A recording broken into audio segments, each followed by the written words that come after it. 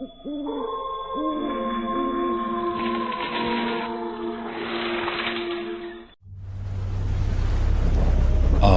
में तेज बिजली चमक रही थी। हर तरफ जमीन पर गिर रही बारिश की बूंदों की तेज आवाज थी। रोनित, तान्या, क्षितिज और प्रिया चारों दोस्त हर वीकेंड की तरह इस वीकेंड में भी अपने एडवेंचर पर निकल पड़े थे। उनका मुंबई से लोनावाला का सफर बस कुछ ही देर में तय होने वाला था। रोड के दोनों तरफ घना जंगल था।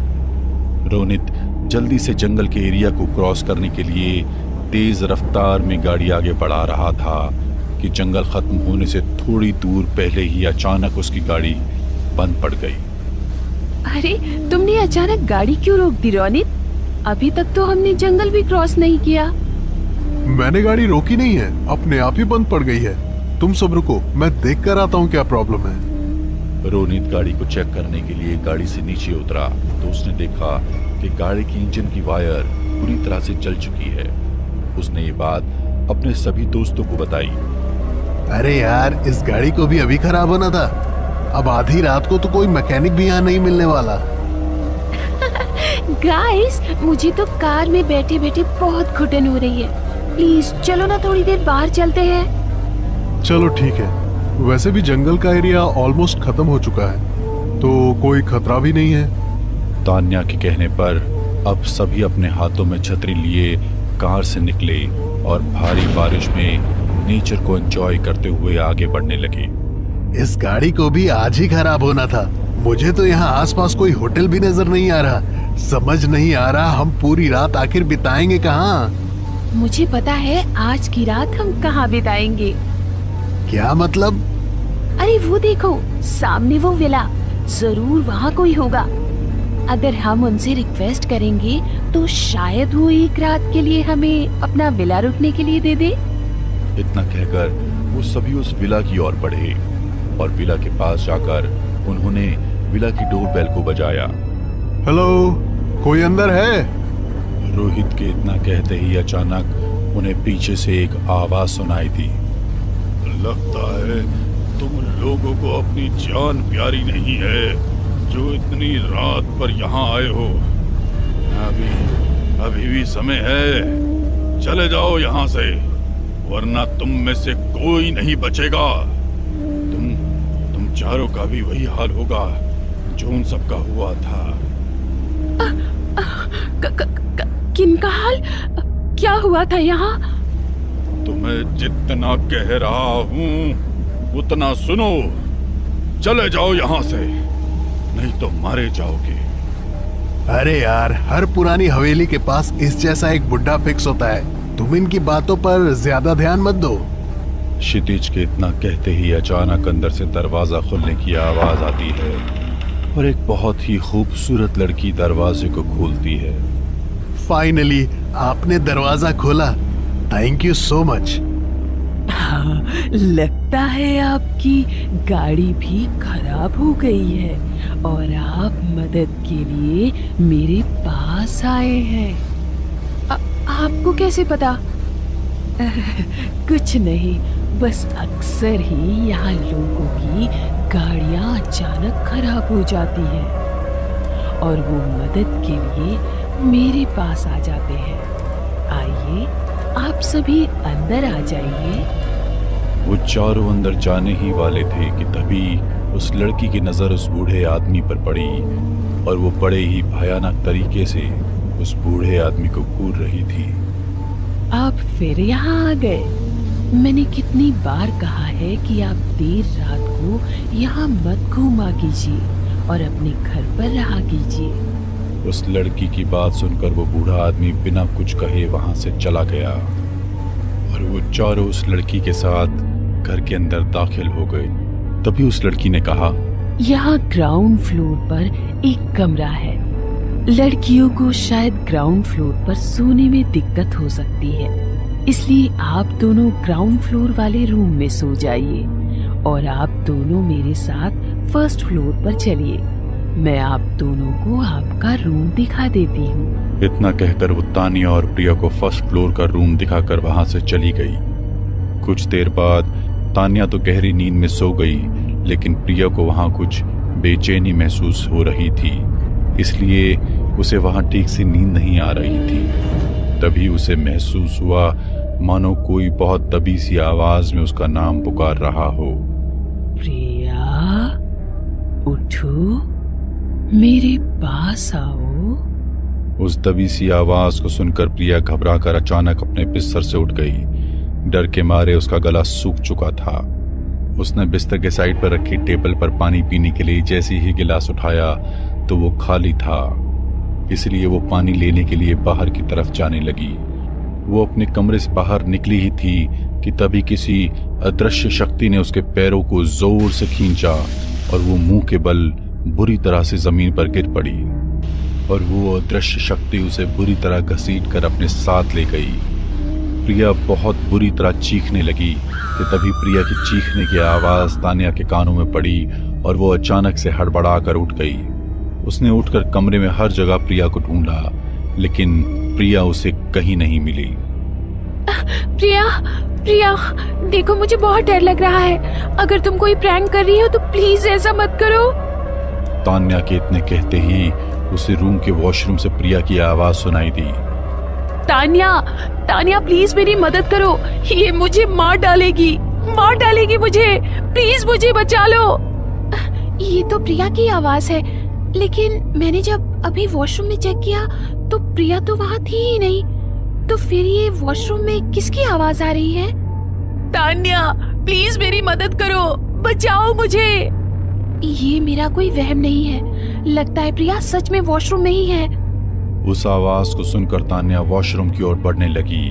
उसने जैसे ही वॉशरूम का दरवाजा खोला तो उसकी आंखों के सामने प्रिया अपने सर को अपने पैरों में दबाए हुए रो रही थी।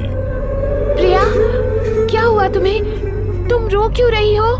इतना कहकर तान्या ने प्रिया के कंधे पर अपना हाथ रखा तो प्रिया ने अचानक अपना चेहरा ऊपर किया। उसका चेहरा बुरी तरह सफेद पड़ चुका था और उसकी आंखों का रंग भयानक लाल किसी राक्षस की तरह लग रहा था, जिसे इस तरह देखकर तान्या बहुत बुरी तरह घबरा गई और वहां से भागने की कोशिश करने लगी। तभी प्रिया ने उसके पैरों को कसकर अपने हाथों में जकड़ लिया और तान्या बुरी तरह अपने लड़खड़ाते हुए कदमों से जमीन पर गिर पड़ी। तुम ये क्या कर रही हो प्रिया? ये तुम्हें क्या हो गया है? प्लीज जाने दो मुझे। प्रिया के सामने हाथ जोड़कर तान्या उसे खुद को छोड़ने की रिक्वेस्ट करने लगी कि तभी प्रिया ने अपने ही हाथों से अपनी गर्दन को बुरी तरह मरोड़ दिया और अपनी गर्दन को अपने शरीर से अलग कर दिया और अपनी गर्दन को अपने हाथों में पकड़ी हुई वो बड़े ही भयानक तरीके से मुस्कुराने लगी।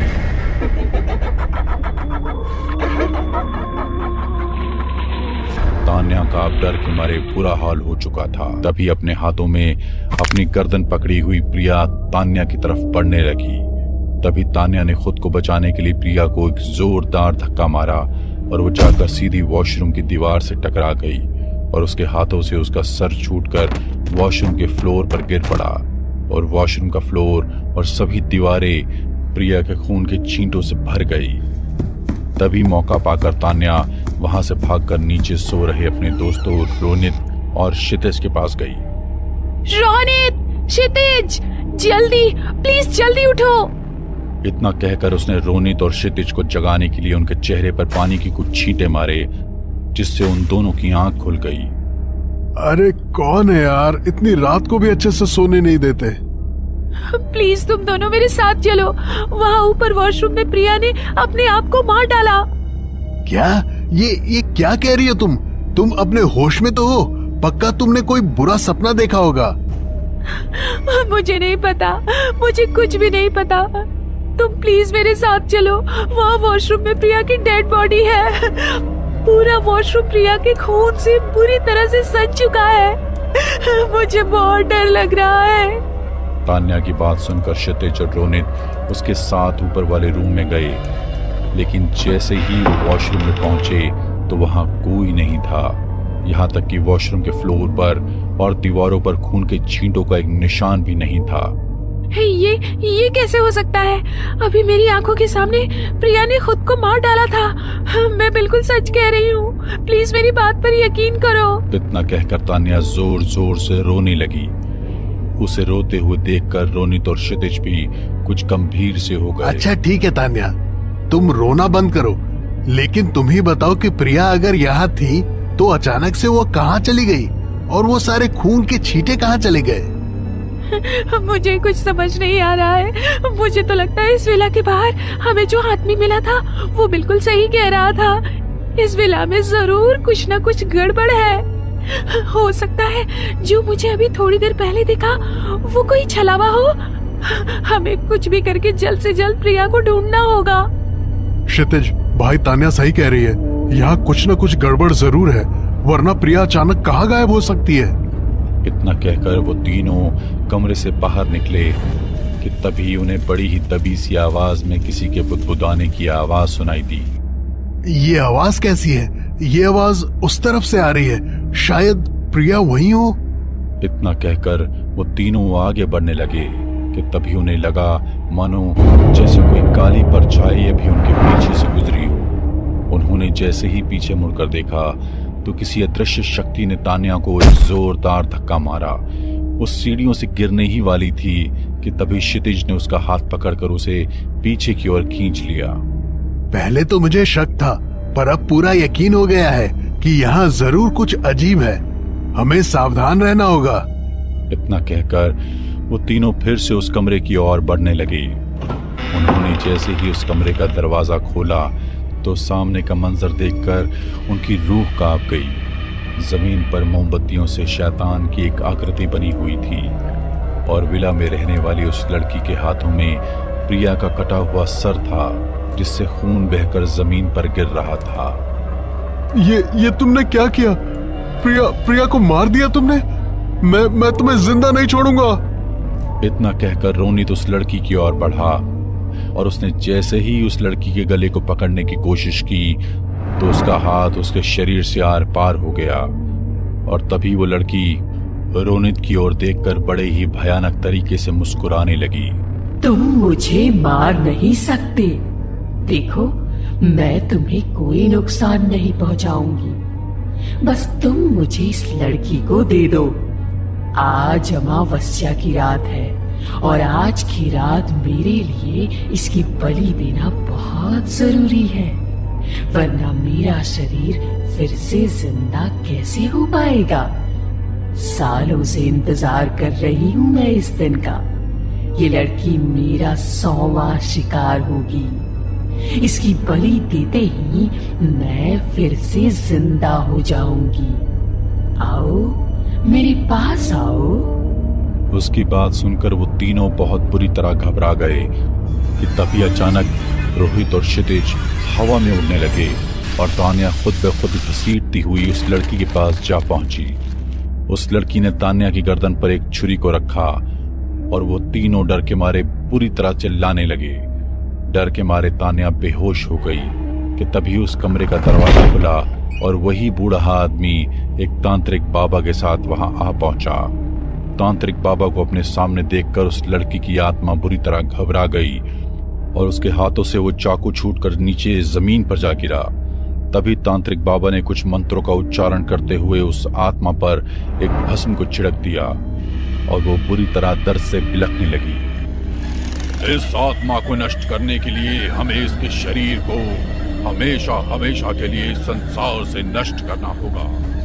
इसके शरीर का अंतिम संस्कार नहीं हुआ है, इसलिए ये आत्मा सालों से इसी घर में भटक रही है। हमें जल्दी से जल्दी इसके शरीर को ढूंढना होगा और उसे अग्नि में भस्म करना होगा, वरना ये आज इस लड़की की जान भी ले लेगी।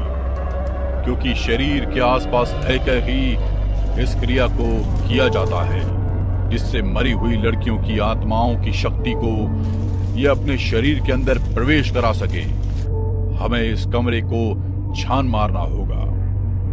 तांत्रिक बाबा के कहे अनुसार सभी वहां उस लड़की के शरीर को ढूंढने लगे। तभी रोनित की नजर अलमारी के पीछे रखे एक बक्से पर पड़ी।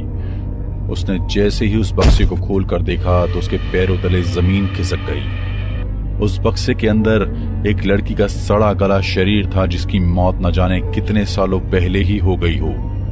तांत्रिक बाबा, ये देखिए उस लड़की का शरीर।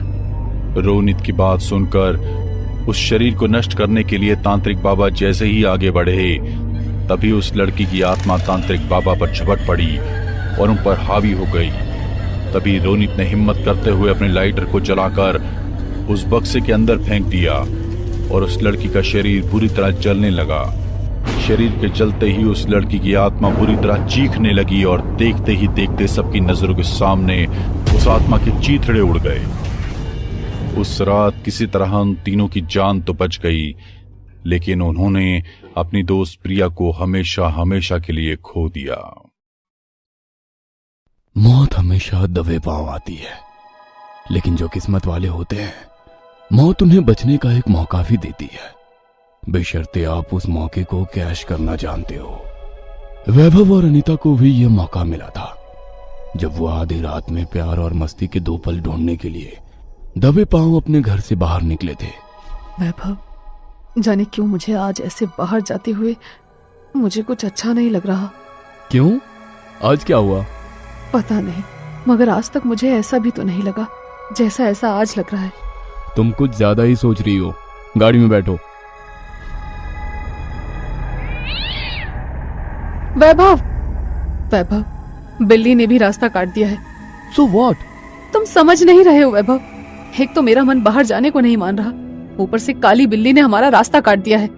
ये अच्छे संकेत नहीं है। मेरी मानो वापस अंदर चलते हैं।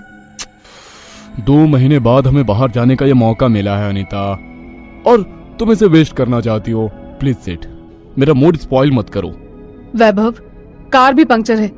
वो गॉड, अब तुम प्लीज फिर से अंदर जाने के लिए मत कहना। हम घूमने जाएंगे तो जाएंगे, मैं टायर बदलता हूँ। वैभव और अनीता के सामने एक के बाद एक कई चीजें हो रही थी जो उन्हें घर से बाहर जाने से रोक रही थी, मगर वैभव की जिद के आगे हर चीज को झुकना पड़ा अनीता की सिक्स्थ सेंस को, झुकना पड़ा काली बिल्ली के रास्ते काटने को, और झुकना पड़ा कार के पंचर टायर को, क्योंकि मौत की होनी जीत रही थी।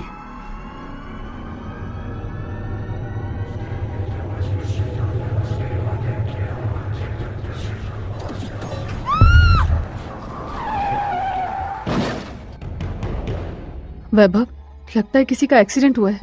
होने दो, उसे बचाने का ठेका नहीं ले रखा है हमने। कितने इंसेंसिटिव हो गए हो तुम वैभव। गाड़ी रोको।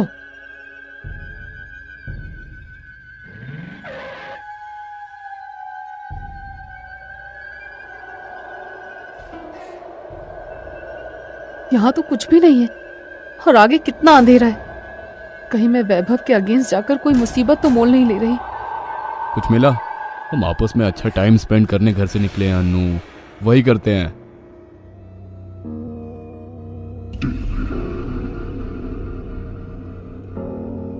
मैं कमरा बुक करके आता हूं।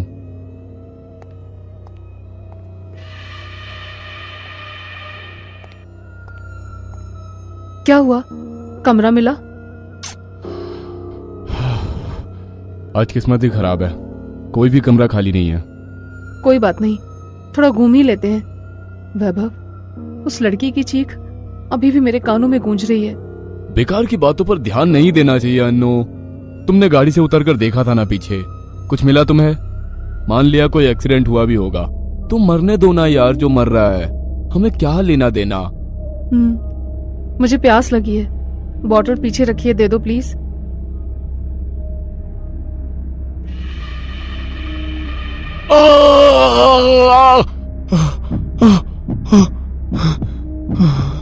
कौन हो तुम और यहाँ क्या कर रही हो?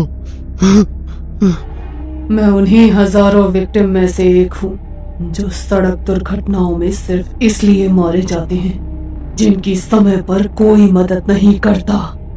लोग हम जैसों की फिक्र नहीं करते, और अब चुड़ैल बनने के बाद मैं ऐसे लोगों की फिक्र नहीं करती, सबको मार डालती हूँ। तुम्हारी वाइफ को भी मार दिया।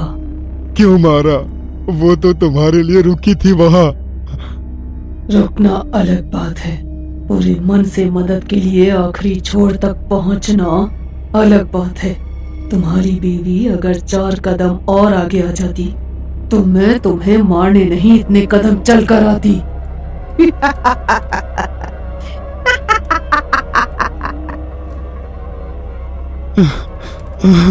ये क्या कर रही हो तुम? रोको इस कार को, रोको। घर से जब चले थे मौत तुम्हें रोक रही थी, तुम ही नहीं रुके, अब ये कार भी नहीं रुकेगी। तुम्हारी गिनती भी मेरी मौत के जैसे सड़क हादसे का भेंट चढ़ेगी।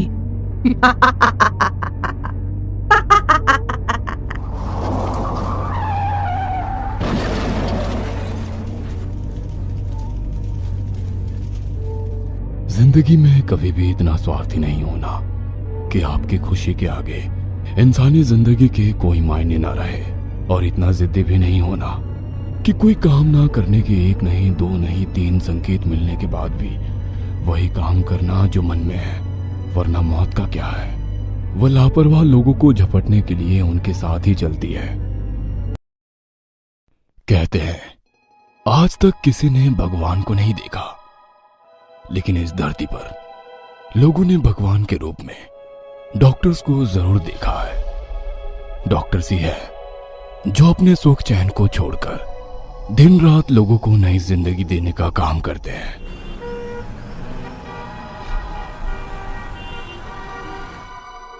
यार सुरेश, पूरे शहर में हर तरफ हमारा ही नाम है। जहां देखो वहां सिर्फ और सिर्फ doctor Ramesh and doctor Suresh hospital और क्लिनिक ही दिखाई दे रहे हैं। क्यों नहीं दिखाई देंगे? आखिर हम भगवान जो ठहरे।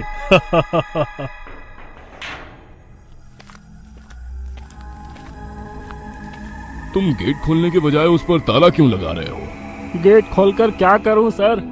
हॉस्पिटल में ना कोई डॉक्टर्स है और ना ही कोई मरीज। जब से शहर के बाहर डॉक्टर चांदनी अपना हॉस्पिटल चलाने लगी है, तब से सारे मरीज वहीं जा रहे हैं। आपके हॉस्पिटल में जो भी बचे खुचे मरीज थे वो भी वहीं चले गए हैं सर। ये चाबी।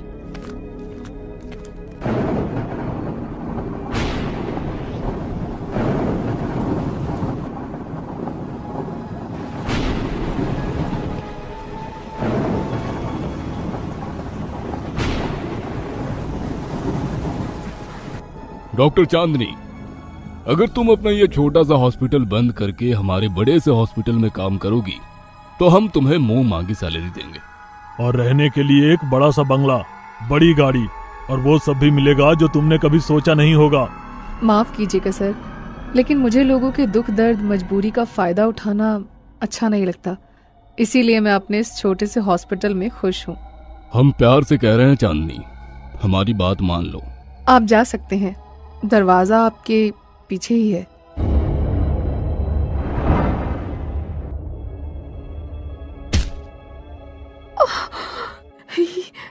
ये आप लोग सही नहीं कर रहे हैं। मैं पुलिस में जाऊंगी। तुम लोगों से डरने वाली नहीं हूं मैं। पुलिस में पहुंचोगी तभी तो कंप्लेन दर्ज कर पाओगी। मतलब ये कि हम तुम्हारा राम नाम सत्य करने जा रहे हैं।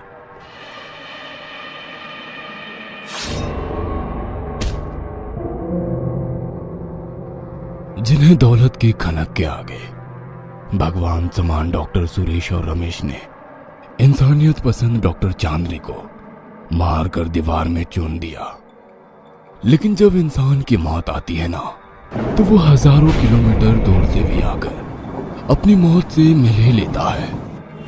समय बीतता जा रहा था। सुरेश और रमेश दौलत कमाते जा रहे थे, लेकिन तभी एक और लालच ने उन्हें दबोच लिया। उन्होंने अपने दांव पेच चलाकर चांदनी के बंद पड़े हॉस्पिटल को खरीद लिया।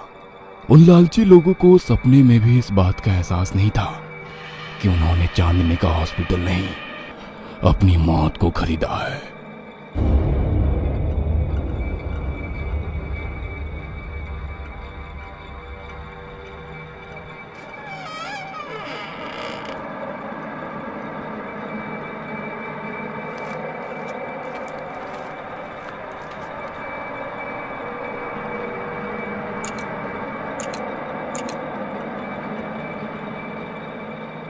आ गए तुम लोग। मुझे तुम्हारा ही इंतजार था। कौन है? सामने आओ।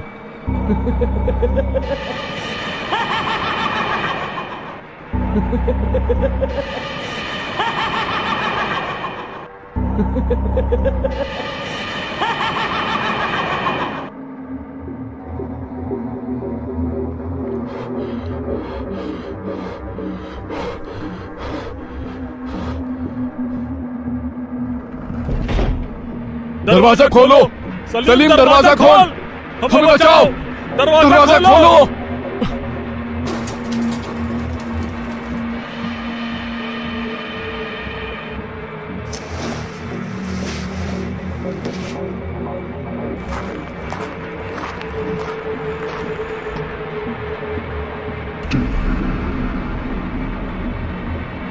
मत मारो हमें, माफ कर दो, छोड़ दो हमें, छोड़ दो। शैतान के दिल में भी डर है। जिस पैसे के लिए तुमने हर बुरा काम किया, उसी पैसे से कहना कि वो तुम्हें जिंदा कर दे। माफ कर दो चांदनी, माफ कर दो। मत मारो हमें, गलती हो गई हमसे। नहीं चांदनी, मत मारो हमें। मौत माफी नहीं देती। तुमने मुझे मारा था, मैं तुम्हें मार रही हूँ, और वैसे ही मार रही हूँ जैसे तुमने मुझे मारा था। सर धड़ से अलग करके, हिसाब बराबर। जीवन कर्म का चक्र है जो गोल गोल घूमता है। बुरे कर्म का भुगतान इसी जन्म में होता है। यही स्वर्ग, यही नरक है। तो संभल जाओ बुरे कर्म करने वालों, वरना सर धड़ से अलग होना तय है तुम्हारा।